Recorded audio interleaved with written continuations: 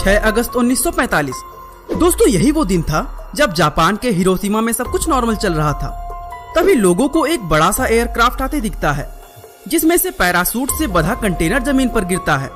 दोस्तों इसके जमीन पर गिरते ही चारों तरफ तबाही मच जाती है और इस तबाही की खबर पूरे जापान में फैलने लगती है। तभी उसके 3 दिन बाद यानी कि 9 अगस्त 1945 को एक और धमाका होता है, लेकिन इस बार ये धमाका नागासाकी में होता है। दोस्तों धमाकों में लाखों लोगों की जान चली जाती है, लेकिन दोस्तों एक शख्स ऐसा भी था जो दोनों धमाकों को झेलकर दुनिया के सामने एक मिसाल की तरह खड़ा हो जाता है। तो आखिर कौन है वो शख्स और क्या हुआ था उसके साथ? दोस्तों अगर आपको भी इन चीजों के बारे में जानना है तो हमारी आज की इस वीडियो को लास्ट तक जरूर देखिएगा।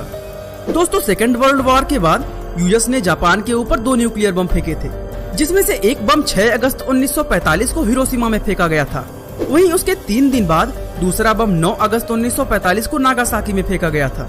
दोस्तों सबसे पहले अगर हम बात करें हिरोशिमा की, तो इस शहर की पॉपुलेशन उस वक्त करीब 3.5 लाख के आसपास थी और जब यहाँ पर बम फेंका गया था तो लगभग 70 से 80 हजार लोग तो उसी वक्त मारे गए।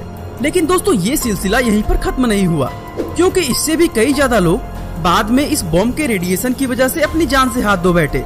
ऐसे में कई सारे रिकॉर्ड से यह पता चलता है कि इस बम के एक्सप्लोजन के करीब 1 महीने बाद इससे मरने वालों की संख्या 1.5 लाख तक पहुंच गई थी।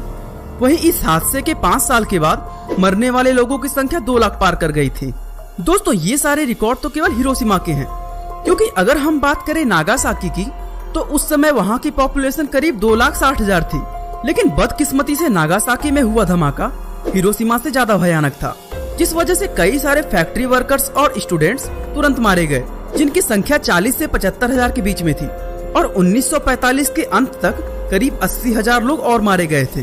पर दोस्तों यह वो आंकड़े हैं जो ऑफिशियल तौर पर लोगों के सामने रखे गए थे, क्योंकि एग्जैक्ट नंबर इससे कई ज्यादा बड़ा है।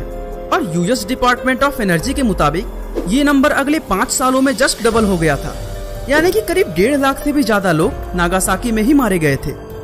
दोस्तों केवल उस समय ही नहीं बल्कि अभी तक इस न्यूक्लियर बम का रेडिएशन लोगों की जान ले रहा है, जहां उस वक्त हुए रेडिएशन की वजह से कई सारे लोगों को कैंसर हो गया और उनकी आने वाले जनरेशन तक को इसका कहर झेलना पड़ रहा है। पर अगर हम बात करें उस शख्स की जिसने इन दोनों ही न्यूक्लियर हादसों को झेल के जिंदा बच गया, तो दोस्तों वो कोई और नहीं बल्कि सुतोमू यामागुची है। इनका जन्म 1916 में हुआ था और 2010 में इनकी मौत हुई। लेकिन अपनी इस 93 साल की जिंदगी में इन्होंने बहुत कुछ देखा। वैसे दोस्तों अगर हम बात करें इन दोनों न्यूक्लियर डिजास्टर में सरवाइव करने की, तो ऐसे कई सारे लोग सामने आ जाएंगे। लेकिन यामागुची को जापान की गवर्नमेंट द्वारा इस चीज के लिए अलग ही पहचान मिली है। एक्चुअली में दोस्तों यामागुची नागासाकी में रहते थे, लेकिन काम के सिलसिले में इन्हें हिरोशिमा जाना पड़ा था। उस समय ये मित्सुबिशी हैवी इंडस्ट्रीज के लिए काम करते थे। दोस्तों यामागुची अपने एक इंटरव्यू में बताते हैं कि वो हिरोशिमा से नागासाकी के लिए निकले ही थे। तभी रास्ते में इन्हें एक एयरक्राफ्ट आसमान में उड़ता हुआ दिखाई दिया, जिसे देखते ही ये समझ गए थे कि ये एयरक्राफ्ट एक अमेरिकन एयरक्राफ्ट है, क्योंकि वो एयरक्राफ्ट तकरीबन 30,000 फीट की ऊंचाई पर उड़ रहा था। ऐसे में उस वक्त इतनी ऊंचाई पर जापानीज जहाज नहीं उड़ सकते थे। ऐसे में इन्हें लगा कि ये एयरक्राफ्ट जापानीज इलाके से केवल गुजर रहा होगा। लेकिन देखते ही देखते कुछ पलों में एक बड़ा सा कंटेनर पैराशूट से बांधकर जमीन पर फेंका गया। दोस्तों अब किसे पता था कि ये कंटेनर पूरे जापान की जियोग्राफी बदल देगा। दोस्तों यामागुची ने एक इंटरव्यू में बताया है कि उस कंटेनर को जमीन पे गिरने में करीब 45 सेकंड लग गए थे और तब तक कई लोगों की निगाहें उस कंटेनर पर टिकी हुई थी। जैसे ही वो कंटेनर जमीन पर गिरता है, वैसे ही ये एक आग के गोले में बदल जाता है, जिसकी तेज चमक ने लोगों को मानो कुछ समय के लिए अंधा कर दिया हो, जहाँ कुछ भी दिखाई नहीं दे रहा था। और इस धमाके की वजह से यामागुची एक दूर आलू के खेत तक जा पहुँचे थे। दोस्तों इस हादसे के बाद यामागुची थोड़ी देर के लिए बेहोश हो गए थे और जब उनकी आंखें खुली तो आसमान में चारों तरफ घना अंधेरा छाया हुआ था, क्योंकि न्यूक्लियर बॉम्ब से निकलने वाले धुएं की वजह से सूरज की रोशनी पूरी तरह से ढक गई थी। दोस्तों 6 अगस्त की रात यामागुची के लिए बेहद ही काली रात थी, क्योंकि इतने बड़े हादसे को देखने के बाद उस रात वो सो नहीं पाए और अगले दिन सुबह 7 अगस्त को वो अपने शहर नागासाकी के लिए निकल गए। जब वो नागासाकी जा रहे थे तो उन्होंने देखा कि कई सारे लोग न्यूक्लियर बॉम्ब के रेडिएशन की वजह से पूरी तरह से जल रहे थे और कितनों के लाश यूं ही लावारिस पड़े हुए थे। दोस्तों यहाँ तक कि यामागुची के सामने एक पल ऐसा भी आया था जहाँ पुल टूटने की वजह से इन्हें लाशों के ऊपर बैठकर तैरते हुए जाना पड़ा था। अब आप खुद ही सोच लीजिए कि इनके लिए यह मंजर कितना ज्यादा भयानक होगा। दोस्तों जैसे तैसे करके ये नागासाकी पहुंचते हैं, जहां इन्होंने 8 अगस्त को अपने जले हुए शरीर का इलाज करवाया।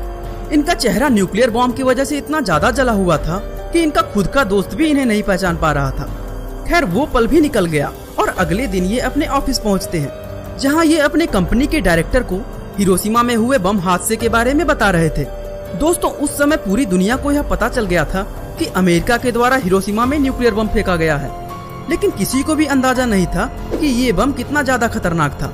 जब यामागुची अपने बॉस को सारी चीजें बता रहे थे तो उनके बॉस को यकीन ही नहीं हुआ कि एक बम इतनी बड़ी तबाही मचा सकती है।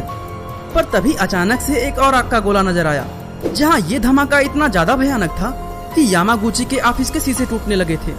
दोस्तों यामागुची ने जब इस हादसे के बारे में इंटरव्यू दिया था तो उन्होंने बताया था कि उन्हें नागासाकी में हुए हादसे को देखकर ऐसा लगा कि ये मशरूम क्लाउड है जो उनका पीछा कर रहा है। लेकिन जब ये हादसा तबाही का रूप लेने लगा तो इन्हें समझ में आ गया था कि इन्हें अब एक नहीं बल्कि दो बम धमाकों का सामना करना है।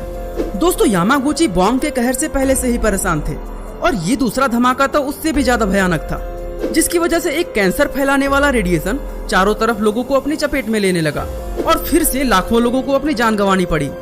पर दोस्तों बाकी लोगों के मुकाबले यामागुची काफी खुशकिस्मत थे, क्योंकि वो दो बम धमाकों से बच गए थे। हालांकि शुरू में इन्हें अपना ट्रीटमेंट करवाना पड़ा, पर हादसे की कुछ ही महीनों बाद इन्होंने बहुत ही जल्दी रिकवरी कर ली और अपने नॉर्मल लाइफ में वापस आ गए, जहां इन्होंने प्रेसिडेंट बराक ओबामा से भी मुलाकात की और कई सारे इंटरव्यू भी दिए। जिसके साथ ही यामागुची ने अवतार मूवी के डायरेक्टर जेम्स कैमेरॉन से भी मुलाकात की। लेकिन दोस्तों 2006 को यामागुची के पेट में कैंसर हो गया था, जिसकी वजह से काफी समय तक इस बीमारी से लड़ने के बाद 2010 में इनकी मौत हो गई। दोस्तों ये कैंसर भी उन्हीं बम धमाकों की देन थी, जहां सिर्फ इन्हें नहीं बल्कि इनकी फैमिली में भी कई लोगों को कैंसर से जूझना पड़ा। पर फिर भी ये अपने आप को खुशकिस्मत कहते थे, क्योंकि इन्होंने इस हादसे के कई सालों तक एक नॉर्मल जिंदगी जिया। दोस्तों यह थी हमारी आज की इंटरेस्टिंग स्टोरी, जिसके बारे में आपका क्या ख्याल है हमें कमेंट कर जरूर बताइएगा। 26 अप्रैल 1986। दोस्तों यही वो दिन था जब एक ऐसा न्यूक्लियर डिजास्टर हुआ जिसकी वजह से उसके आसपास मौजूद सभी लोग एक एक करके रेडिएशन की वजह से मरने लगे।